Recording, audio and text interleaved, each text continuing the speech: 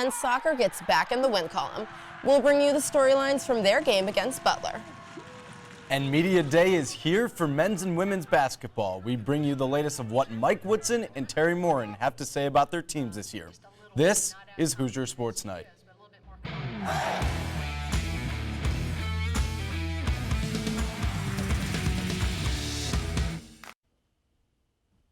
Hello and welcome to Hoosier Sports Night. I'm Kara Adams. And I'm Josh Pos. Kara, I'm excited for basketball season, are you? Oh, I'm so excited, but we got to finish up men's soccer season first. And speaking of that, the Indiana men's soccer team got back on track with a win against Butler on Tuesday evening. I have the recap of the 1-0 win. Indiana got the win tonight against Butler in the Crossroads Derby right here at Bill Armstrong Stadium. Sam Sarver's goal in the 10th minute of the first half was just enough to give the Hoosiers the win tonight. So before the game, obviously I got unlucky versus Wisconsin. He put in a great ball and I missed it by like maybe a foot. And I told him, beat that kid and just play that same exact ball and I'll be there again. And as soon as he beat it, I knew he was going to play the ball. So it's kind of almost planned. Luca Becerra also had his first start tonight and recorded 4 shots total. Yeah, Luca he didn't overact. He's pretty good. I mean, we knew his roles would change, and I keep telling the guys all the time, like sometimes some of you are maybe more useful off the bench just based on maybe the way the game might go, a matchup. Indiana's bench proved to be strong once again, and they even saw a couple new faces in the rotations tonight, including freshman Justin Scheffler. And Scheffler came in, thought he did a really good job in the middle when Jack was tiring. But all of our guys that came in off the bench gave us what we needed. That's a positive night.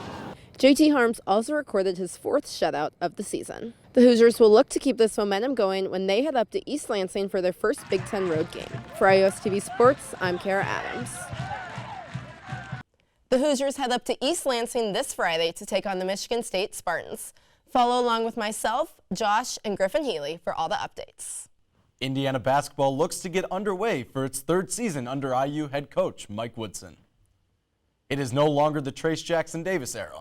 Coach Woodson emphasized the importance of his returners, specifically Xavier Johnson's return from injury.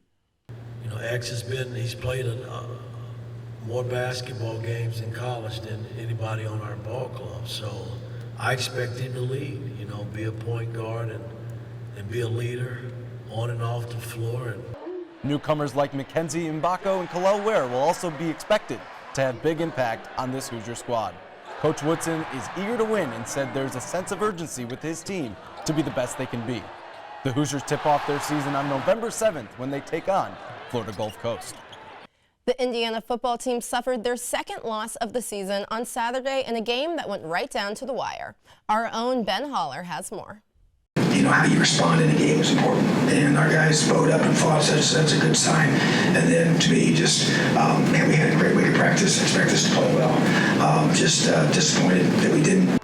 The Indiana Hoosiers got off to a slow start this weekend at a neutral site game with the Louisville Cardinals at Lucas Oil Stadium, trailing 21-0 at halftime. And we actually moved the ball. I thought we hurt ourselves offensively with self-inflicted mistakes. And then I thought defensively we just gave up some big plays. You can't do that, you know. So that was the frustration from the first half. I didn't think we didn't defend the run very well in the first half either.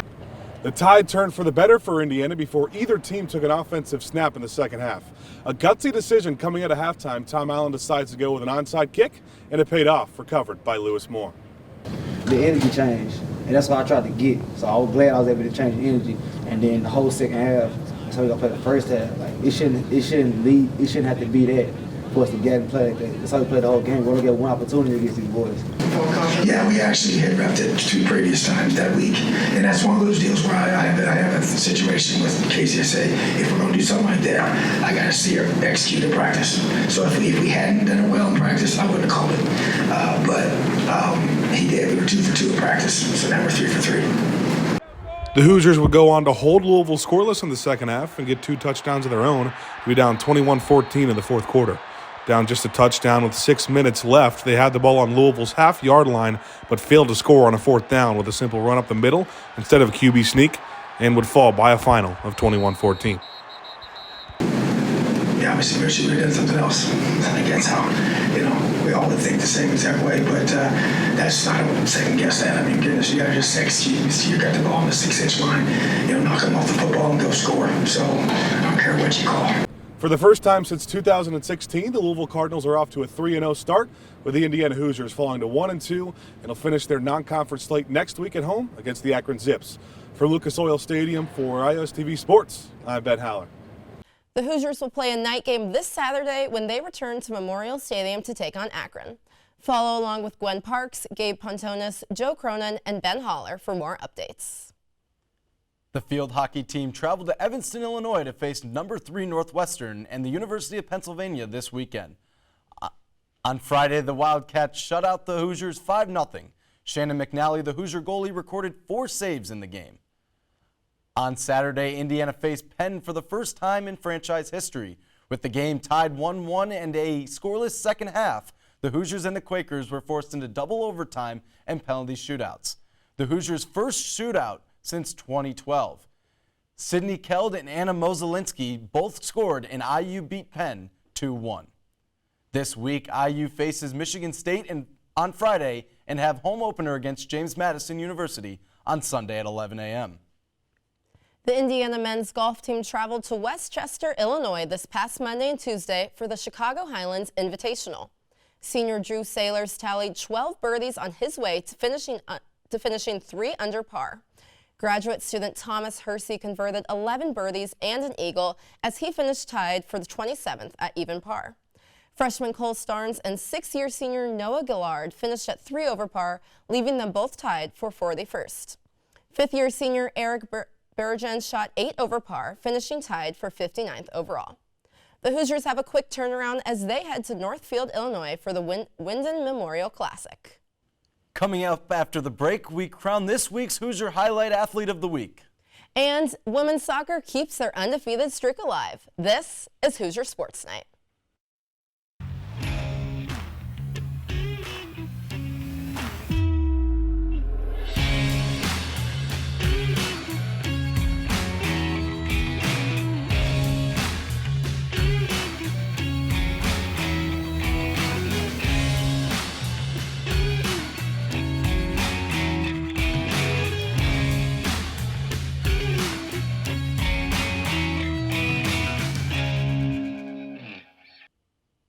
Welcome back to Hoosier Sports Night. Joining us in studio for this week's Hoosier Highlight is IUSTV sports reporter Haley Adams. Thanks, Josh. With games so nice, we have to name her twice. This week's Hoosier Highlight is graduate forward Paige Weber. Weber showed off against her skills against Rutgers this past Sunday. Her game started off strong. In the 5th minute, Weber made a chip shot goal, bringing the Hoosiers an early lead. She didn't stop there, though, scoring the game-winning goal over Rutgers, the Hoosiers' first Big Ten win of the season. These goals brought Weber to her 11th of the season, bringing her only 1 goal away from tying the Hoosiers' total goals scored from the last season. Weber was also named to the Team of the Week by Top Drawer Soccer for her performance. This week, IU women's soccer will travel to Illinois on Thursday and will return to Bill Armstrong Stadium to face off against Northwestern on Sunday. That's all for this week's Hoosier Highlight. Back to you guys at the desk. For the first time since the 2020-2021 season, the Indiana women's soccer team defeated Rutgers, and it was in thrilling fashion. Our Josie Broyles has more. The IU women's soccer team had their 7th win of the season at Bill Armstrong Stadium against the Rutgers Scarlet Knights this past Sunday. Scored 3 goals on Rutgers to go up 2-0, them coming back, and then they have the mentality and the fight to get a winner at the end. And I thought after, when they scored the second goal, I thought they had all the momentum and they were probably the better team, and then we found a way to kind of change the narrative of the game, and obviously a great goal at the end. Despite letting 2 goals in, goalkeeper Jamie Gerstenberg stayed aggressive by blocking numerous shots on goal. I think she has the mentality to we say next action that happened, that situation, and then deal with it, and she was great after. So if there's one player I'm not worried about the mental side, is probably Jamie. Grad student Paige Weber scored 2 out of 3 of Sunday's goals, including one that came straight from the keeper. Yeah, that one was pretty shocking. I actually, after I scored, I didn't remember where it came from because I didn't realize it came just from the goalie. But yeah, she hit it in a great spot. She's got a great strike and take it over the back line, and I was just there in time to get there in front of the keeper. Last season, the Hoosiers were defeated by Rutgers by only 1 goal, but they have gained confidence by going into the rest of the Big Ten play after this amazing victory. It feels amazing. Part of us feels like it's like a championship game because after last year it feels great to, especially against Rutgers. Rutgers is historically a very, very good program, and to beat them here at home, it feels really good. And I think it gives us a lot of confidence going into the rest of the Big Ten play. The Hoosiers will travel to Champaign, Illinois to take on the Fighting Illini this coming Thursday at 8 p.m. From Bill Armstrong Stadium, I'm Josie Broyles, IUSTV Sports. The Hoosiers head up to Champaign to take on the Fighting Illini on Thursday and Northwestern at home on Sunday, looking to keep their undefeated season going. After nearly a month off on the road, the Indiana women's volleyball team was back on the Wilkinson Hall court. Our Kennedy Recklaw has more on the Hoosiers Big Ten opener. Returning home to Wilkinson Hall, the Indiana Hoosiers hosted their Big Ten opener with a 3-1 win over the Fighting Illini. Consistency was the name of the game tonight, as the back row and blockers at the net finally connected. Height at the net allowed for the team to rack up blocks, as Savannah Coheed led the way with 12. Additionally, Ramsey Gary set her career-high digs with 24 total. Obviously, the stuff that jumps out is Sav had a great night blocking. I thought the team had a great night blocking. I told the team at the start of the year, I think there's a lot of ways we can win. I know we're a good serving team. I know we've got a lot of arms offensively that can win. We haven't quite had a blocking night like that in a while, but they followed the game plan. It was good. And you're not going to stop Raina Terry. She's just too good. So she got hers, and she's always going to get hers. She's an outstanding player. But we did enough with the rest of the team, and then holding them to negative in Game 4 was huge. So I thought we were good. They punched us in the mouth. We punched back, and then we closed, which is a sign of a team that's growing and getting better. I thought we stayed really level with ourselves. Like, we didn't let them get too high. We didn't get too high. I felt like we stayed consistent and stayed to the game plan. Serving is a really big part of our game plan as a whole against every team, so I think we did a really good job of that today. After executing tonight's game plan and taking home a win, the Hoosiers will be back on the road this weekend and return to Wilkinson Hall next week. For IUSTV Sports, I'm Kennedy Recklaw.